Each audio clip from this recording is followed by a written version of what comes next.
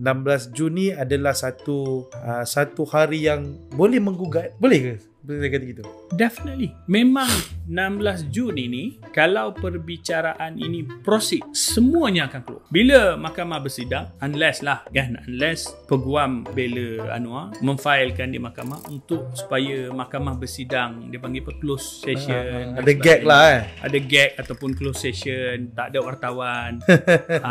Tu saya tak tahulah. Okay. Adakah, tak silap saya pernah berlaku. Dan saya rasalah kalau dia tak berjaya dapatkan yang dia minta immunity ni, dia akan go for that. Okay. Supaya mahkamah bersidang secara tertutup.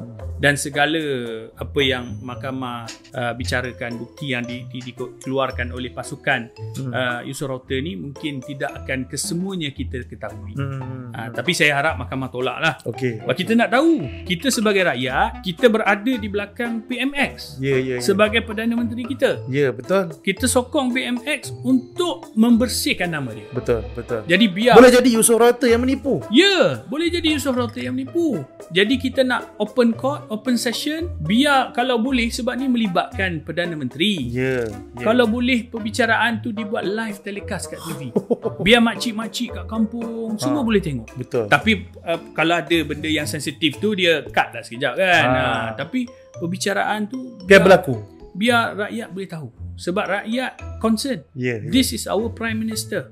Betul. Bukan saja kita concern, negara-negara luar pun akan melihat. Lagi-lagi sekarang ni, Perdana Menteri kita sedang menjawat jawatan Chairman of ASEAN. Chairman of ASEAN ni satu jawatan yang cukup besar. Dan ketika dia jadi Chairman of ASEAN, berhadapan pula dengan kes ini. Jadi saya tak tahulah apa ni saudara Nazim macam mana. Tapi saya secara peribadi, saya concern tentang Perdana Menteri kita. Betul. Dan saya harap kes ini diteruskan pada 16 hari bulan dan dibuat open court. Biar beri ruang kepada Perdana Menteri PMX untuk bersihkan nama dia. Kalau dia tak bersalah, dia tak perlu takut. Betul. Gitu. Okey.